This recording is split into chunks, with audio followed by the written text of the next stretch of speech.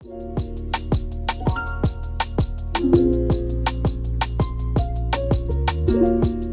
y'all, welcome to yet another episode of Integrated Room Podcast Season 3. I am Brittany Shanae, your favorite podcaster, and if I'm not your favorite podcaster, then I will be by the end of this episode.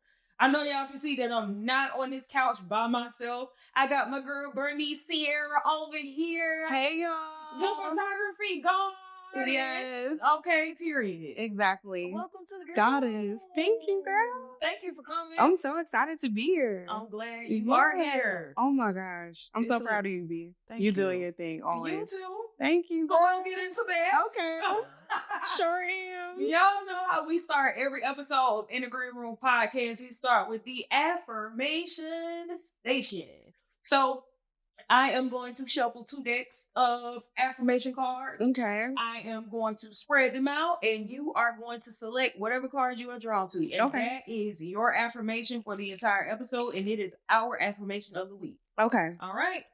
Oh, I like this. Yeah. Intentional. Yeah, man. Yeah, man. Yeah. Now, let me warn you that everybody that has ever pulled one of these affirmation cards, it's been dead on the money. Okay. All right. So, let's see what we get. Yeah, I'm excited. All right. Okay. Yes.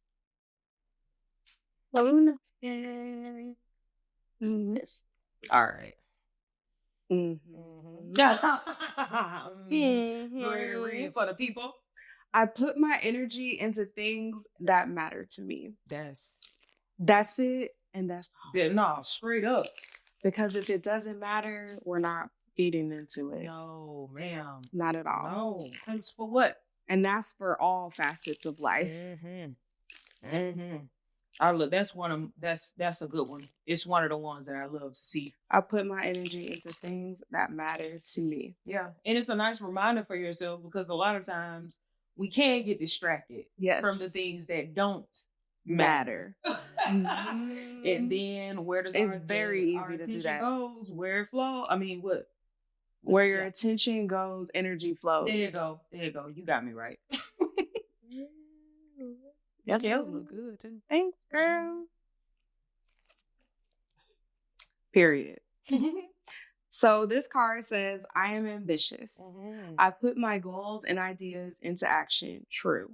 I take a leap of faith and I believe in myself. When I put my heart's desires into action, it is for the good of all those involved. I am ambitious. I agree.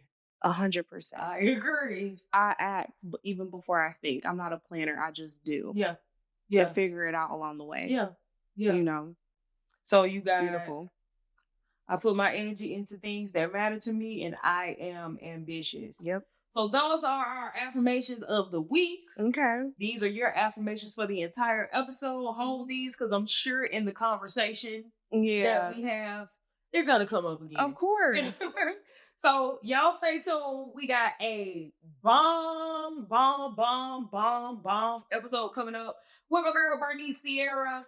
It's going to be real insightful. I'm sure she's going to drop some gems. Yeah. I'm sure we're going to kiki a little bit. But y'all sit back, relax. We coming to you live and direct. Let's go.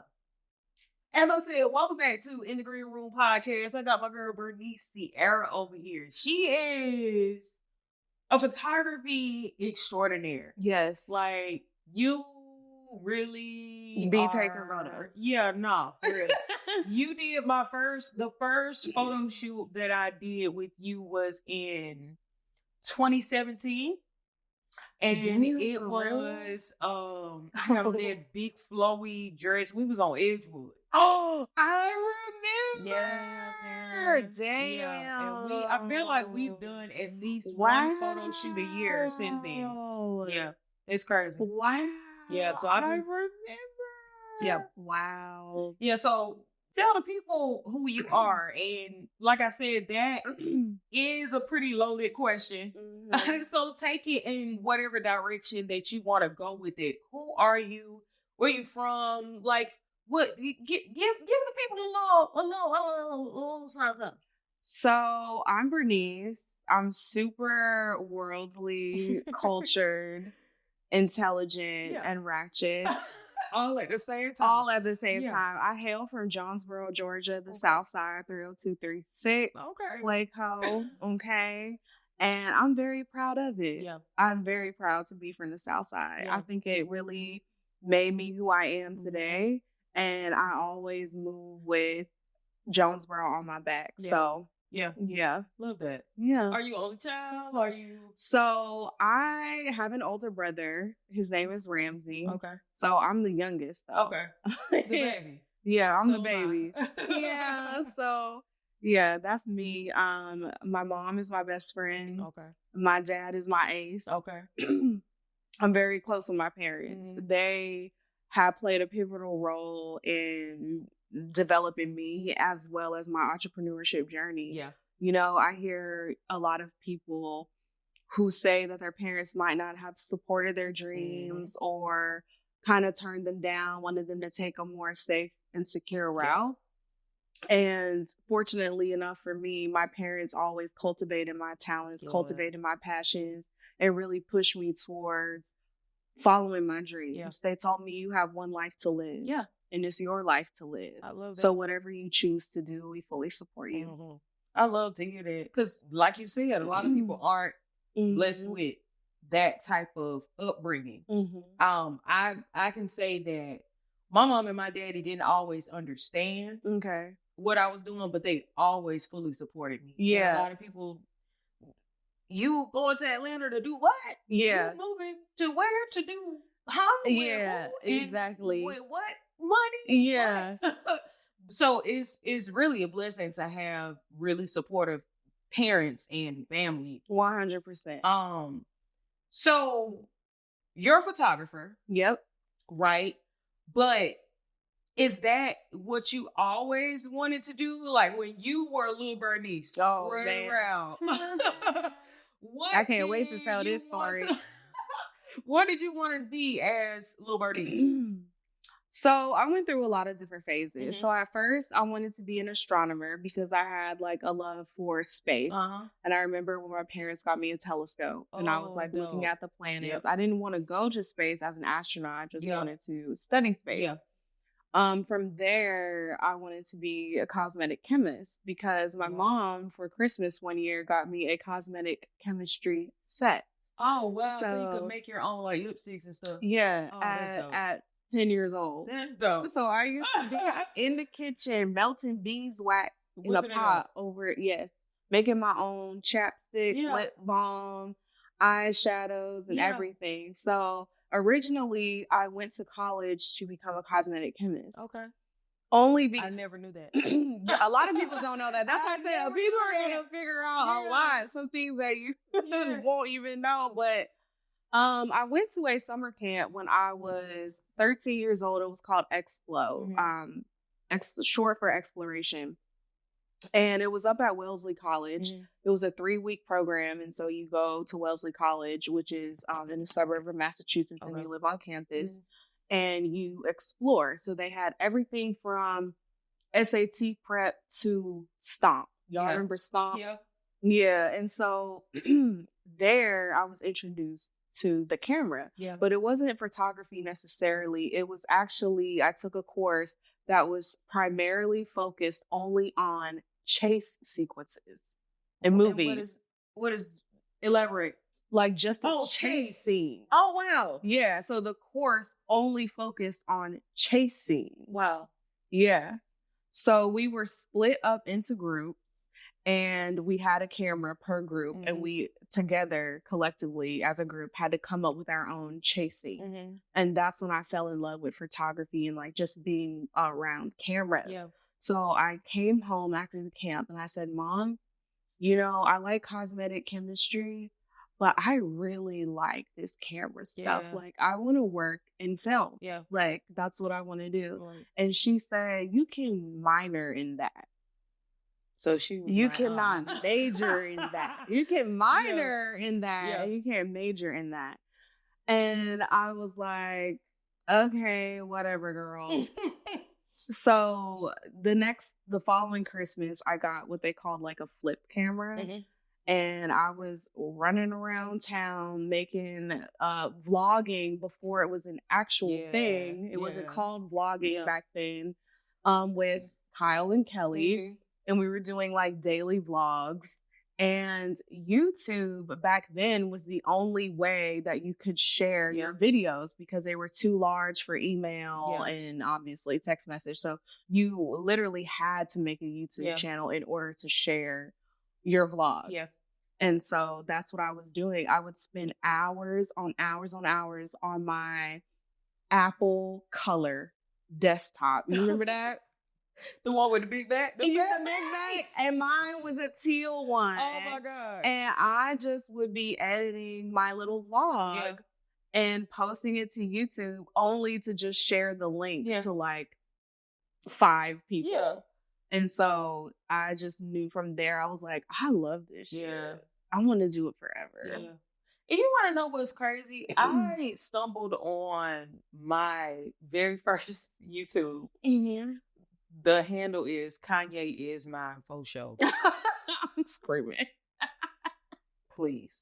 But I realized that I was vlogging and I was doing content creation before like middle and high school. Yeah, I was already doing it. It wasn't editing. Real deal. Editing. And side note, I think back to MySpace. Yeah. We were coders. Yeah. We were all 1,000%. Like what? 100%. And then we stopped doing it and, I mean, millennials really did a lot for everyone out there watching. I just want y'all to understand that the world would not be what it is and as advanced, especially with social media, without millennials. And I said what I said. We don't want. We are. We don't want. Yeah. So you decided to eventually change your major. Right. So I ended up going to Seton Hall University. Shout out to them Pirates in New Jersey. So I left Atlanta, got out the A, went to Seton Hall University, and my first semester I was pre-science. Okay. And I was like, yeah. And so I changed my major second semester freshman year to visual interactive media, and that's where I got my degree in. Okay. Yeah, visual interactive media.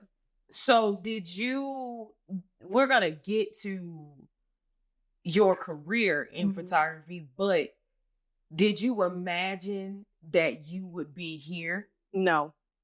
What were your sights set on in media? So my degree is in visual interactive media with a concentration in film production. Okay. So I went to school to really work on movie sets. And I really like script supervising, a scripty. So if you all aren't familiar with a script supervisor is, they sit next to the director and make sure make sure everyone's getting their lines right and continuity. Yep. So it's a one-man department. There's only one script supervisor on every film set. Yep. So you have to line a script, you have to do all this and all of that. But my senior year of college, I took all of my hard courses freshman to junior year. Okay. So my senior year was just filled with electives. I took yoga, dance, and photography.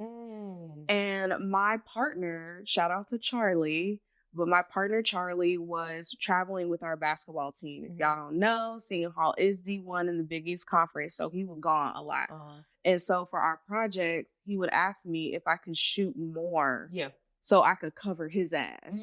And I said, sure, why not? I'm taking dance, yoga, and photography. Like, I don't care. Like, I'm breathing through, my senior year. So that's how I actually was introduced to photography. Okay. And I was like, damn, this is dope. This is super fun. And I like it. And I was soliciting all my friends to be in my photo project and they were doing that. And after I graduated from school, I tried to get jobs on set. At the time, Pinewood was very new to Atlanta. Okay. So I was trying to get a job at Pinewood, Tyler Perry, and I was doing all those things. and I could not get a damn job on set for nothing.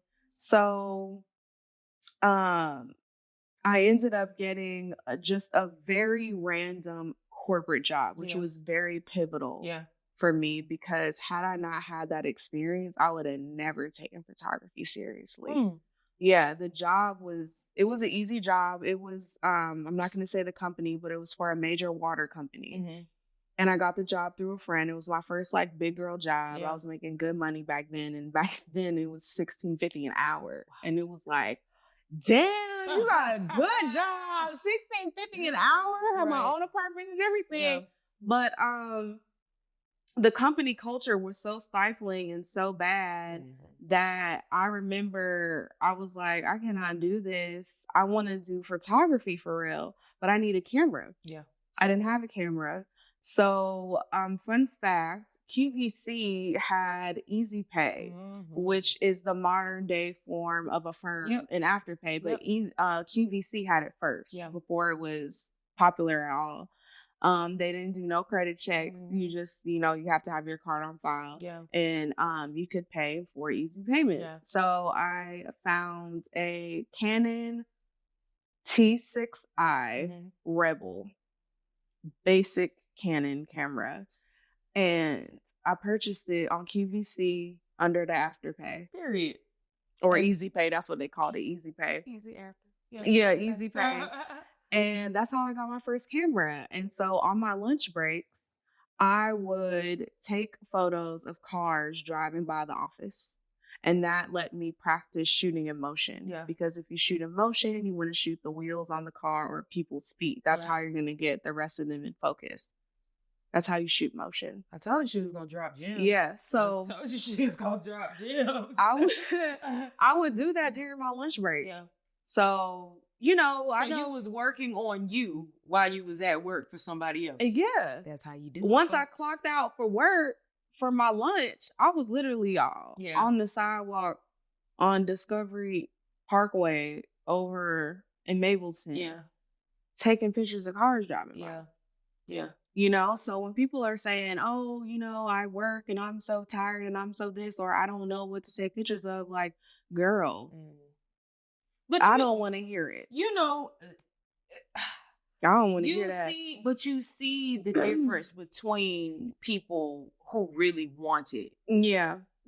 By the type of people that make excuses. Because if you're making an excuse for something that you claim to be passionate about, or something that you're not. Because if you want it, you're going to do it. No matter what. And those, those photos never saw the light of day. Right, but you were practicing. You were honing in on your craft, and you were getting better every single lunch break. Sure were. So how much of, we're going to fast forward and then we're going to back up. To right now, how much of Bernice Cierra is photography? 94%. Because I literally called my mom. I was like, Mom, I'm about to be on this podcast. And I was looking at some of the questions. It's like, who is Bernice outside of photography? And it's like, most of me is photography. Like, I really love this shit. You live it, breathe it. Talk about it. You got that cute bag. Oh my God. Don't you hear me? I had accessories for the girls, because my harness, when I wear my harness out, my pink harness, people are like, oh my God, girl, like, you make me want to be a photographer just because of my harness. Like, but when I started shooting photography, they didn't make accessories for female photographers. Everything was super masculine and nylon and black. And so do you feel that let me ask this. Did you feel like when you were getting into photography, it was hard for you to make strides because you were a woman? Is photography one of those places where it's gender, like gender is one of the things that could affect you getting the types of jobs that you want? Yeah, so photography, like most industries, is male dominated. And typically female photographers fall into the category of weddings and maternity and family. And I was out here shooting Hood Rich Pablo wine. And literally, true story, I was out here shooting Rennie Rucci. I was shooting Lil Baby when he first came out. Like, I was in these very masculine spaces as a woman. And at first, they don't take you seriously. They're like, oh, you're just like, who do you know to even be here, you know? And they just didn't really take me that serious as a female until they realized like how professional I am. And I'm not here to just be around folks. Like, I'm here to take pictures. Like, I really love this. And, you know, how did you begin to start getting these types of opportunities, working with celebrities, or small, large, indifferent? Like, oh, I'm gonna tell the truth, y'all, because I'm gonna just keep it a buck. I started dating a guy who was the mixing assistant for QC. Okay. And he put me in the position. That's the truth. But you used an opportunity to further your career. Yeah, but he also saw how ambitious I was and that it wasn't just, you know, he did. He saw how ambitious I was. He saw something in me to the point where he knew this wasn't just for play. Yeah. I ain't trying to just be up no celebrities. Yeah. And so he put me in the room. I love that. 100%. He put me in the room. So what was what you'd say that moment that made you feel like, oh yeah, this is what I'm supposed to be doing. This is where I'm supposed to be. What was that opportunity? Or do you have a series of things? It could be one or one thing that you did that made you feel like you were there, or a series. To be honest, like, Explo really did that for me. When I was 13, that camp that I'm speaking of is still going on to this day. If you have kids, you really should send them to Exploration, explo.org. And I knew when I was with my group recording those chase scenes, I was like, this is it. I don't care what I'm shooting. I like doing this. I like the camera. I like the collaboration. So I want to do this forever. It was like here that it was that moment. I love that. And I didn't know what facet or niche of photography that I wanted to do. But I just knew, like, I want to do this.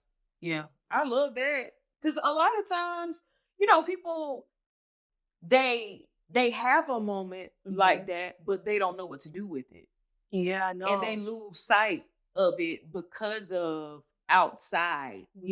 But it's cool because you had the support that you needed, and you knew. Like, this is, I like how this feels. I like how it makes me feel. I like how it feels in my hands. I like recording my friends or vlogging before that existed. Like, I was always the girl with the camera. Like, Bernice with the camera. Like, if you know anyone from my childhood, they're going to say Bernice with the camera. I always had a camera. Like, this is not, I'm here now, but this has been in the making since I was 13. I'm 32. So let's talk about the journey to becoming Bernice Cierra, the photographer, the entrepreneur, the all these things. So after you left Seton Hall, you came back to Atlanta right after that. And you started working at the corporate job. Right. You worked the corporate job and then taking pictures. And then you started working in this industry. When was it that you decided, like, nah, I don't want to do all this other stuff. I want my focus to be, well, I mean, that was always your focus. Photography.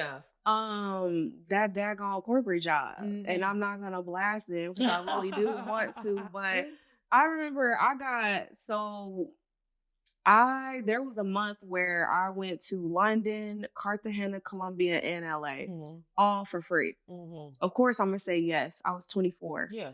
And I remember when I got back, my boss sent a mass email saying that it was important, attendance was important for the job, regardless if I chose to take unpaid time or not, because I was working a corporate job and working in a restaurant. So I didn't need PTO, girl. Right. Like, I'm covered at the restaurant. Yeah. And they sent a mass email saying attendance is important for the job, which was a passive aggressive way to say, girl, you've been taking too many vacations. Yeah. So I remember on my 24th birthday, I asked everybody on my team, because I was the youngest in the whole office. I was 23 years old, and I was on a team with people who were my mother's age and things like that. So on my birthday, I remember asking everybody, if you could give your 24-year-old self any advice, what would it be?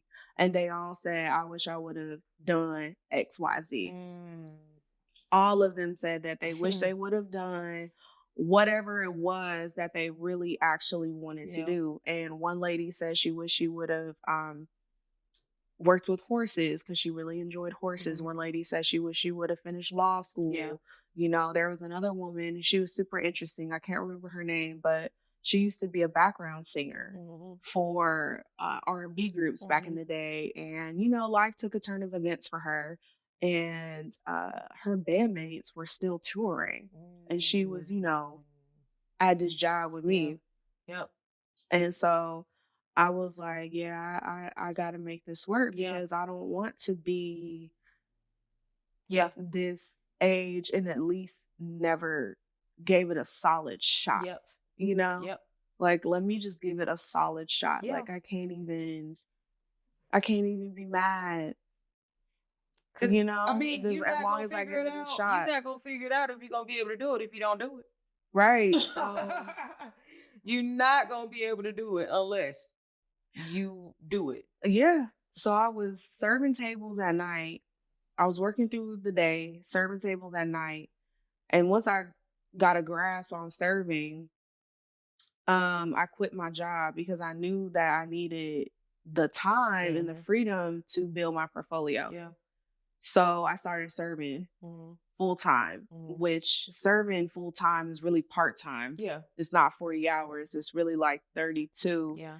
And you're still earning the income of working in an office. Yeah. Like, people be trying to look down on folks, but I don't know why. Yeah. Serving making hella bread. Yeah. And I was serving at Ponce the first year it was open. Yeah. So yeah, it was booming. I was straight. It was booming. Yeah. Never missed a rent payment or nothing. Yeah. Yeah. And I had a lot more freedom too. Yeah.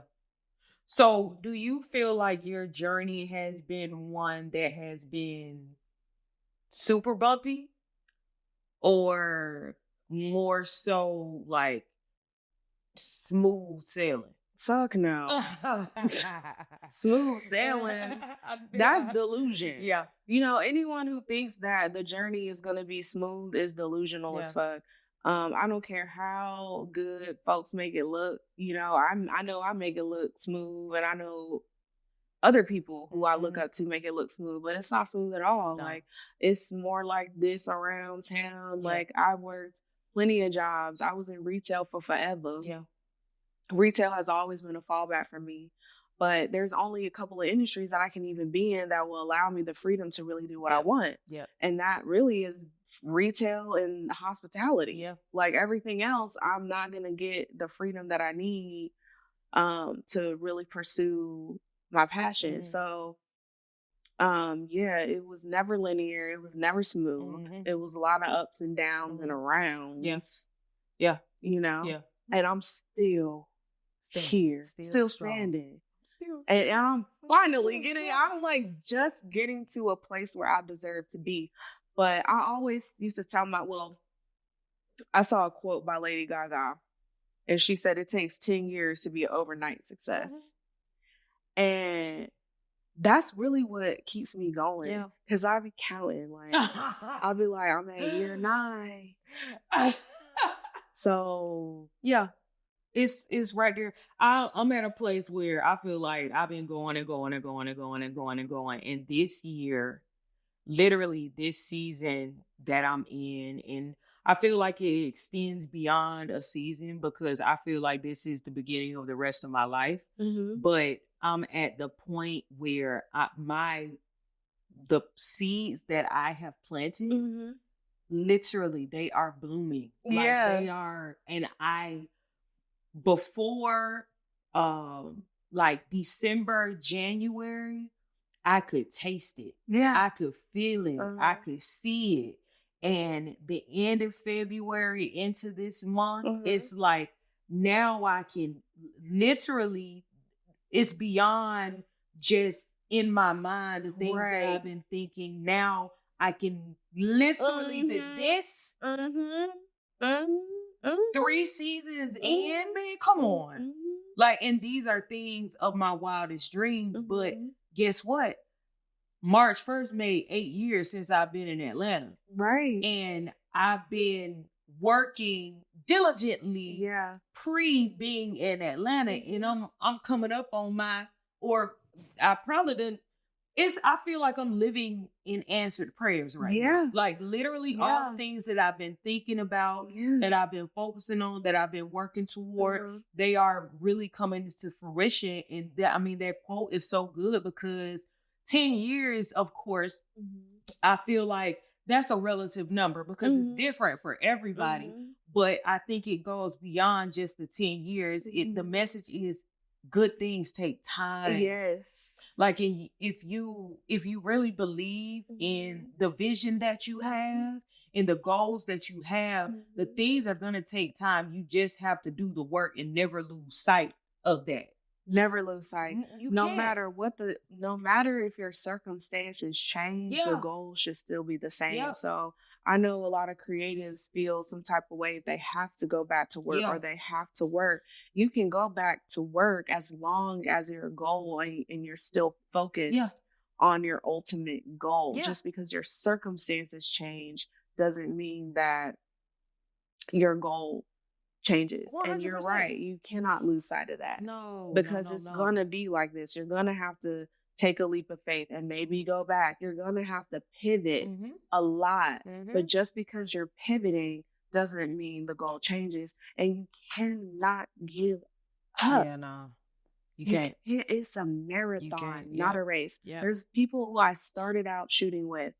In 2016, I used to be a part of this like photography group, and we would walk this whole fucking city. Like, I would be up in construction buildings, girl, like really risking my life for photography, running from the police with 7 pounds of equipment on my back. And none of them folks that I was in that group with shoot anymore. Survival of the fittest. That's what I compare the journey to success to. Like, the ones that want to survive are going to survive. They're going to do whatever it takes to survive. I want to talk about, the type of photography that you do, because I know a lot of photographers are digital based photographers.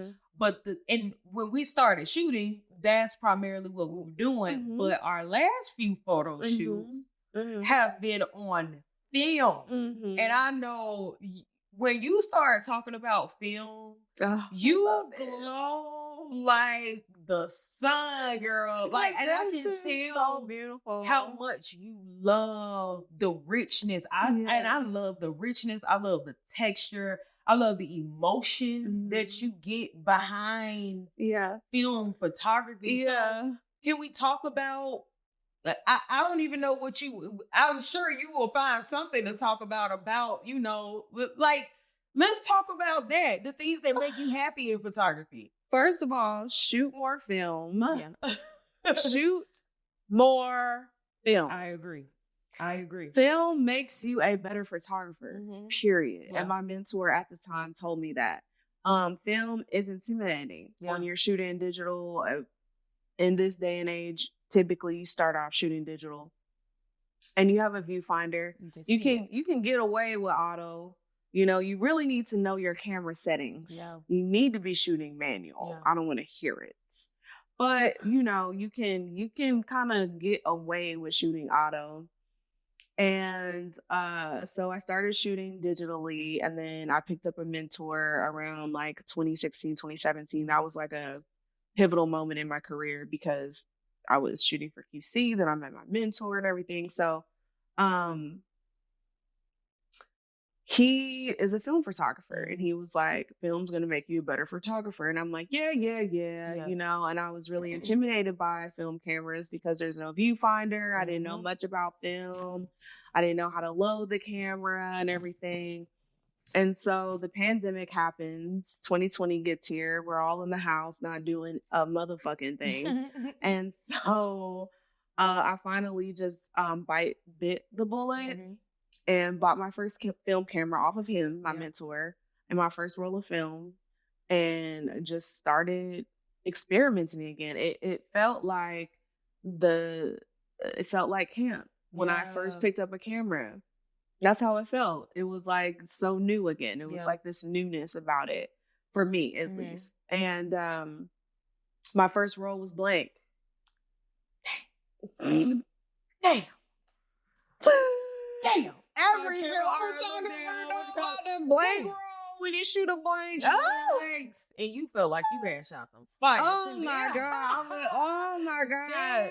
When I dropped that roll of film off and they say it was blank, I was like, bitch, how? Yeah. How the fuck is that blank? Baby, you didn't load it right. And there's nothing you can do. So it forces you. It literally forces you to become a better photographer. Yep. So what, after you got that, what went through your head when, damn, it's blank? What the fuck? Yeah. Yeah, it was like, damn, it's blank. What the fuck? So I was like, how do you even shoot a blank roll? Yeah. I thought I loaded it right. I thought I was doing everything right. Like, how was this even blank? And I was looking at YouTube videos of like how to load a camera. So my first film camera was an Olympus OM4, which is a full manual film camera, because they do have some automatic film cameras. It's from 1975, and I believe I should have it on me. And you know, it's just fully manual, so you have to literally like drag the film over and then do the load. Fire the shutter, advance. They call it advancing the film. I call it racking it, but its proper term is to advance the film and make sure that it's like in there correctly. Then close the back and get to going. I have a whole video about this on TikTok, but yeah. Man, that probably would have. Because it's expensive. Yeah, I was thinking about that. Yeah. So, did you immediately get another roll of film and try again immediately, or did you have to take like a minute? Like, all right, this done pissed me off now. I immediately went and got some more. Like, I was like, I have to figure this out. Like, it just felt fun. You know, how was the next film? How did it come out? Was it what you imagined, or were you humbled and did you feel like a beginner? Yes. Yeah, girl. Yeah. Like, I felt like I didn't even, like, am I really a photographer for real? Yeah. Like, so my second roll wasn't blank, but all the photos were dark as shit. Yeah. So I didn't know how to use my light meter in the camera. Because on a digital camera, you have your viewfinder where you can, you know, change your ISO and kind of gauge the lighting situation through the viewfinder. In film, there is a light meter inside of the camera. And it's really not, it's not digital. Yeah. So you have to understand how to read it. Yeah. So if the meter, it just depends on the film camera, but for context, mine is, if the meter is to the left, it's underexposed. If it's to the right, it's overexposed. And so you want it to be in the center. Yeah. Yeah. So And then in some other film cameras, like my medium format camera, it's just like a dial. So it's like,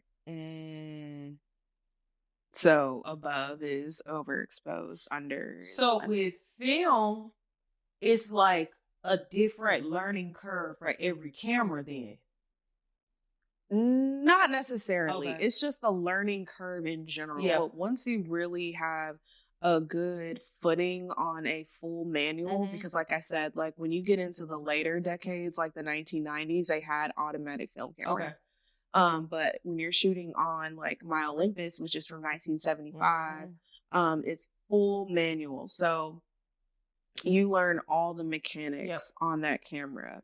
And then that translates to any other film camera, and it translates to digital, because I don't even need to look at a viewfinder now. I know what my lighting situation and everything is just based off the settings. You know, because DSLR is a digital version of an SLR, and an SLR is a film camera. Oh, wow. These are all instruments of film. Listen to the education that you're giving the people. Cameras started with film. That's why they called movies films, because they were recorded on 8mm or 16mm film. And then digital came out. You know, so I can feel how much you love photography. And I love that. Like, because you have to, I think there's shooters and photographers. No, I agree. I think there's a difference between a shooter and a photographer. Photography is the art of capturing images and things like that. I think a shooter is someone that, you know, just picks up a camera and they just be shooting. You know, they don't know the backstory. They don't know your, you know, your Annie Leibovitz. They don't know your Tyler Shields. They don't know, you know, these huge artists. They don't know. And I feel the same way with makeup.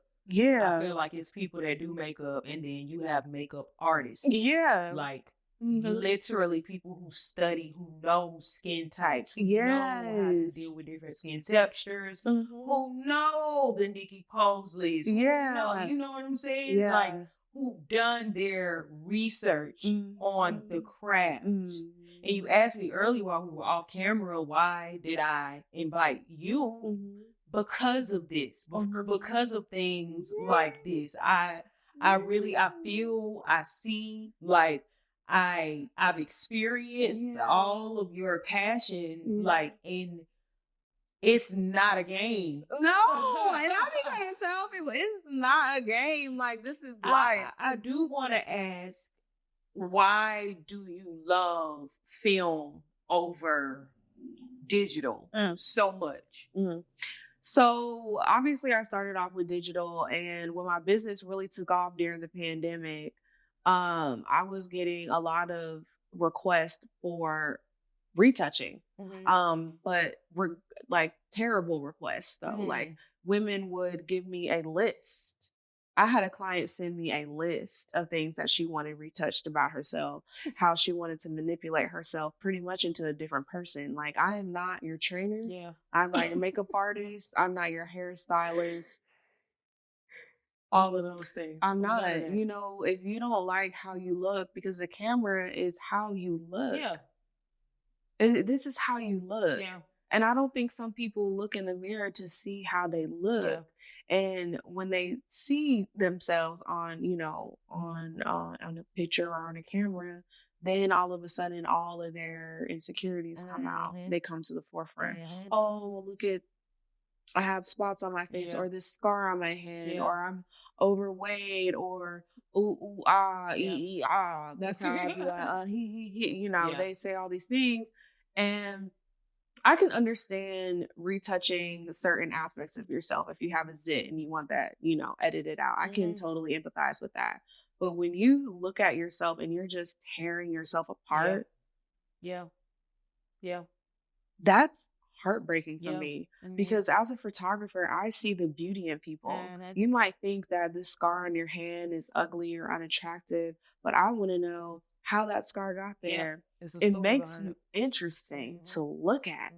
You know, like, why is that scar there, girl? Or, you know, people aren't perfect, and people are beautiful by the stories these stories of who you are, that Mhm. makes you who you are, Yeah. that makes you interesting. Yeah. That's the story there. I don't want to take a picture of somebody who is perfect. Yeah. For what? Yeah.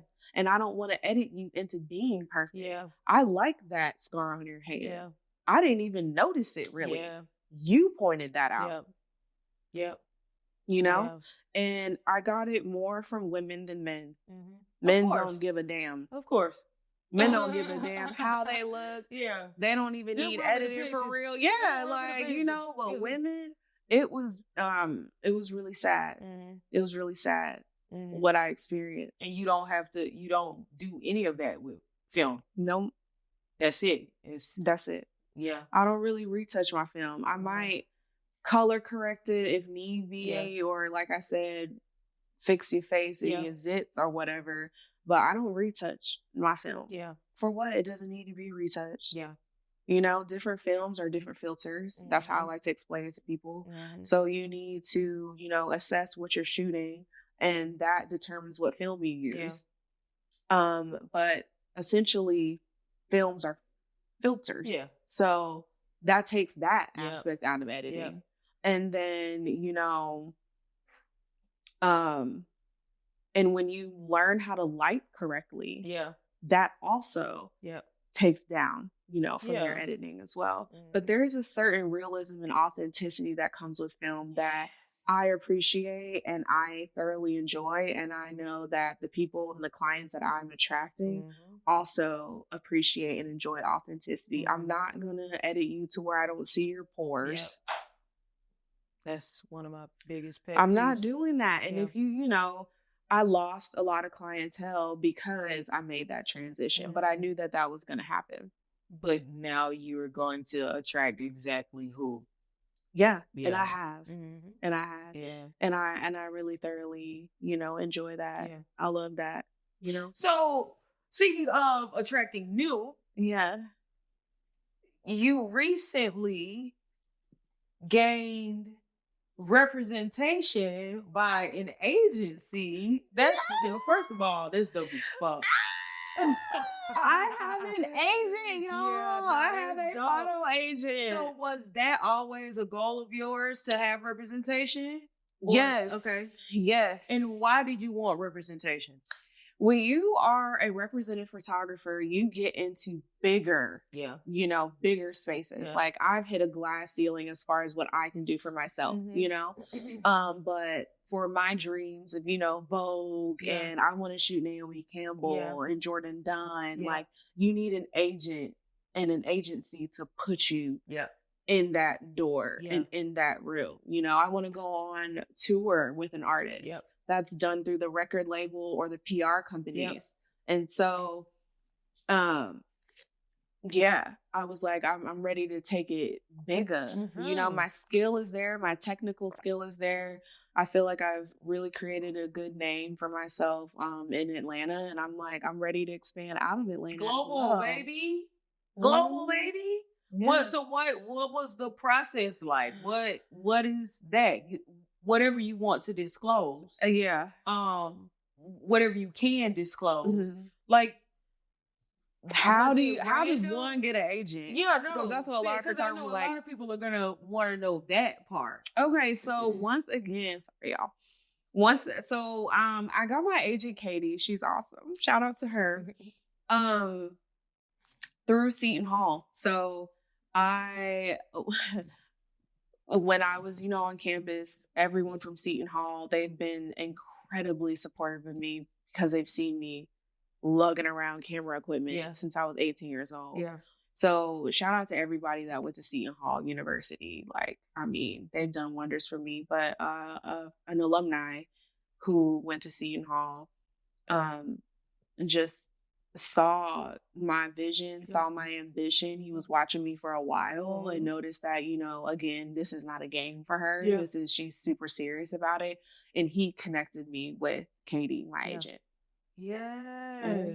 Was the process of actually going through with the deal, was it overwhelming? Was it did it slow? Like so it's so interesting because I submitted to the art show our photos, and I didn't get in. And I was so devastated because I felt very slighted. And I called my friend who was an alumni, and I was just like, I can't believe this happened. Like, how did I not get in this? And I was just so sad about it. And he says, you know what? Don't even worry about it. And he made the call and connected us. And I was like, you knew this the whole time? Like, you see me getting out the mud this whole time, and the whole time you knew about, you that. Was the plug the whole time. The whole time. He was like, I just had to see. I just needed to see that you were super dead serious. And he put me in contact with her. And I mean, it was amazing. We had a meeting. She's based out of the Northeast. So we had a virtual meeting, and I liked what she was saying. And so she told me, if you would like to move forward, these are the things that I need from you. And so I got on it. Immediately. I said, I will have everything you need by next week. I am the person that stays ready, so I don't have to get ready. Girl, I was about to say. So I have all the things. I have a website portfolio. I have an Instagram. I have a TikTok. I have, marketing materials. But for this level, you need a pitch deck. Okay. And I was like, what's that? Okay. I don't got that. Okay. Y'all listening to it? You need a pitch deck for these kind of levels. So I called another friend from Seton Hall who's a UX designer. So that's his job. That's what he do. Websites, UX design, pitch deck. Because at first I considered Fiverr, but I said no. For the level that I want to go, I need to work with a designer. And so Seton Hall coming in clutch again, hit them up. And so we were on design meetings every day for like 7 days, getting this pitch deck prepared so I could have it for my agent on time. And then you got it to her, and she was like, oh, this the shit. Oh yeah. She was like, she just saw my drive, like she doesn't, obviously she's going off GP from a referral, but her even witnessing that, I said, I'll have it to you by next week, Tuesday. And I had it in next week, Tuesday. Like deadlines are important. Deadlines and punctuality and having respect for people's time and like your word, having something done when you say it's going to be done and doing things that you say you're going to do is very important. That is a test to who you are and your character. If you say that we're going to do this podcast on March 3rd at this time, I'm going to hold you to that. And I will hope that you hold yourself to that. But ironically, those are traits that aren't that common. And y'all need to get better at that. Because that's what really separates people. Like just, I'm sure that there's plenty of talented photographers out there, maybe more so than me. I think I'm amazing, obviously, but I'm not going to sit up here and be like, I'm the best photographer in the world. Like, I know that there's very talented people out there. However, there's also very talented people out there that are late. That don't stand on their word, that don't have any of these things. Opportunity is preparedness. You got to stay ready for that opportunity. If someone says, oh, you do photography, do you have a website? Oh, well, come on. I've had a website even when I sucked. Oh,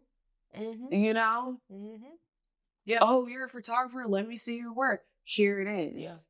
A pitch deck is a shorter version of your website, basically. It's the highlights, pretty much. Okay. Girl, I'm proud of you. Thank you. I was like, I cried. I did. I cried. That's good. Me and my mom were just like, because that's my ace. We were just like together, like, And it's something you've been working for a long time. A long time. And it's so funny because 10 years will be 2025. You right there. And you made it before. So we got big things in the works. Period. Like Katie's been keeping me tapped in, letting me know what she's doing for me and what an agent even looks like. Yeah. But it's interesting that I had an agent based out of the Northeast and not one in Atlanta. Well, you know, there's a reason for everything. Yeah. And I mean, the Northeast is where you got your start. Yeah. So I would just look at it from that perspective. Yeah. It's on purpose. Yeah. It's on purpose. That's so true. Yeah. Even the camp was in Boston. I know. Right. So what do you do to like take care of yourself?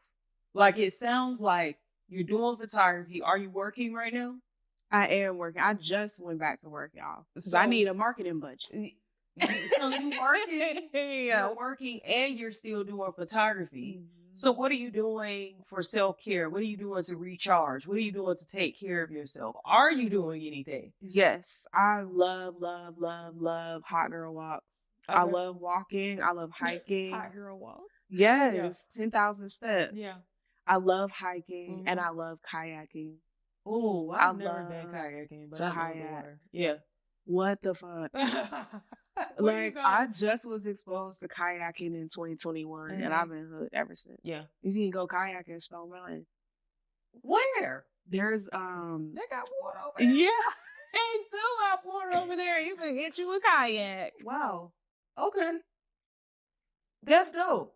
I love to hear that because a lot of times as entrepreneurs, as creatives, as people that work, we fail to find time for ourselves because we are putting so much into our craft. Because we want to make it the best. We want to make sure that it's as close to perfection as we can get it. Yeah. So we tend to slack when it comes to ourselves. Not me. Do you have time for love? Well, I'm trying to figure that out, y'all, because I'm dating, and I always let my suitors know that I am busy. And at first, I'm not only am I busy, but I'm around affluent folks all the time. So, at first they're like, "Oh yeah, I want a girl with motion. She's busy," until they see it. Yep. And then it's like, "Oh, you're really busy. Like, do you have time for me?" And recently someone told me that when I'm with them, they felt like they're on a stopwatch. Yeah. Because it's like, she got to go in like 2 hours, but it's like, I do have to go. Yeah. Because I got stuff to do. Straight like it. But I feel like it sucks when people have that type of mentality when they come into contact with somebody with motion, because if you're the one for me and I'm the one for you, none of that other stuff is going to, it's going to matter because I'm still going to do it, but you should want me to want to do it. You should not want to steal me away from that. Yeah. And we should cherish, we should not worry about the amount of time, like this 2 hour stopwatch that you talk about. We should just focus on the time that we are spending together. Like, or that I'm even here because I really could be asleep. Yeah. I in my spare time, sleep is important for me to recharge. Yeah. So I am carving out what I can for you. Yeah. But luckily, recently I started seeing someone who is also creative. He's in the creative space. He's a stunt man. Yeah. On some big films. So he's receptive to that. Yeah. The set hours be long. Okay. I was going to say one time for 18 hours. That's another reason why I wasn't doing film production. 18 hours. Yeah. Them set days are crazy. Like, for real. Yeah. And I ain't gonna say the production, but it's on Stars. Yeah. They had some 20+ hour days. Yeah. And check is good, but the sleep ain't. Yeah, and it's kind of illegal, but don't get into labor laws. But yeah, so I like to tap in with him. Yeah. They kind of heard a little bit of it, but and just let him know, like, I'm at a podcast. We can get food after, whatever. So period. We'll see. You gotta keep him guessing. He's trying to be with me. Bernice, I'm so proud of you, girl. I'm so proud of you. So at the end of every episode, I like to ask you, my guest, Okay. to share some random story. It could be funny. It could be something that we would never guess about you, never know, like just something. Something random that you would never guess about me. Oh God. What you got? I have so many. Or it could be a funny story. It don't matter. Just give me something. Oh. Okay, so I brought in my 24th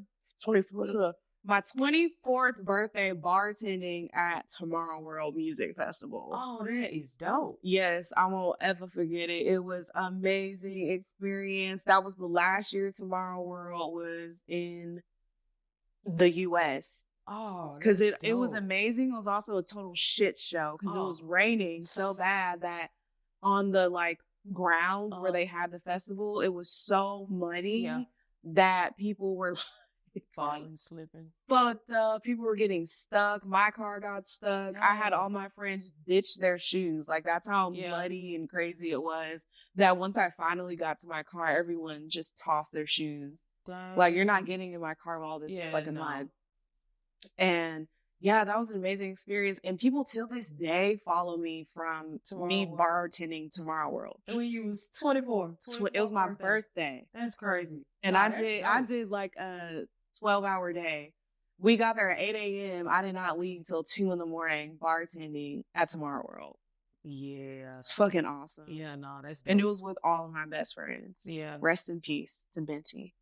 Rest in peace, Binti. Yeah, rest in peace to Binti. But yeah. I love that. That's so random, right? Yeah, no, it is. I got more random stuff. I also skipped school to be in a Soulja Boy music video in the 10th grade. It was Gucci bandana. Oh, Gucci bandana. Gucci bandana. Okay. Wait. But yeah, that was the one. Yeah, I skipped school to be in it. It was at Cohen Park on the east side. This sounds fun. It was fun. I met Gucci Mane. I met Shawty Lo. Oh. I met Soulja Boy. I met Jabbar. And it's so funny because Jabbar and I, like, we still have, like, a social media relationship. I don't know if y'all remember him, but he song like, man, I'm in a day. Yes. Falling around. Yeah. Wow. Yeah. We taking it back. No, for real. Yo. Okay. So, at the end of every episode, I like to ask people, what does green mean to you? Green to me means abundance in all facets, mentally, spiritually, financially, emotionally. Yeah. It means peace. Yeah. Yeah. Abundance and peace. Mm-hmm. They good. Mm-hmm. They both good. And that's why it's called In the Green Room. In the green. So, we're going to wrap it up by you letting people know where they can reach you, where they can follow, how they can book you, all the good things. Yes. Like, listen, y'all. Bernice, her photography is so fire. It's so dope. We've done countless photo shoots together. You were like the face of Weed for Black Women. I saw that.